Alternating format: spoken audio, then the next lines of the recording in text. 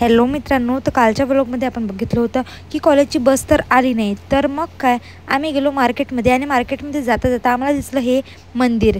मग काय, आम्ही न विचार करता पटकन मंदिरात चाललो गेलो आणि मंदिर इतकं छान होतं ना, खूपच मस्त लागत होतं मंदिरात आल्यावर. जर तुम्ही वर्धेला राहत असून सुद्धा या मंदिरात कधी आला नसेल तर या मंदिरात प्लीज या, कारण की हे मंदिर खूप छान आहे आणि हे मंदिर बसस्टॉप जवळून खूप जवळ आहे. चालत जरी गेलं ना तर लवकर येऊन जाते. आणि मग आम्ही गेलो मंदिराच्या मागच्या साईडला आणि मागच्या साईडचा व्ह्यू इतका छान होता की खूपच मस्त वाटत होतं. आणि पाऊससुद्धा येत होता आणि तिथेच हनुमानाचं मंदिरसुद्धा होतं आणि शंकराची पिंडसुद्धा होती.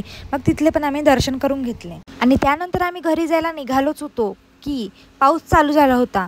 मग काय, आम्हाला तिथेच थोडा वेळ बसून राहावं लागलं. तर तिथले पंडितजी म्हणत होते की आता भोग लागणार आहे आणि त्यानंतर होणार आहे आरती, तर आरती करूनच जा. आणि तिथे भोग तर लागतच होता, पण आरती व्हायच्या आधीच आमचा पाऊस थांबून गेला. मग काय, आम्ही पटकन निघून गेलो. आणि पहा यार, इथे इतकी छान आरती चालू होती, ते पण आम्हाला मिस करावी लागली. पण काय करावं, आमची ट्रेन होती म्हणून आम्हाला निघावं लागलं, नाहीतर आम्ही आरती करूनच निघालो असतो. आणि पहा, मार्केटमध्ये जाता जाता एका पागल पोराने, भैत्राळ पोराने माझ्या अंगावर एवढं सारं पाणी उडवलं की एवढा राग येत होता ना मला, काय सांगू. पण आता जाऊ द्या, घरीच जायला लागते. घरी गेल्यावर कपडे चेंजच करावं लागणार. मग मार्केटमध्ये जाऊन ना मला माझ्या आईसाठी गळ्यातली गाठी खूप आवडली, तर मी ते घेऊन घेतली.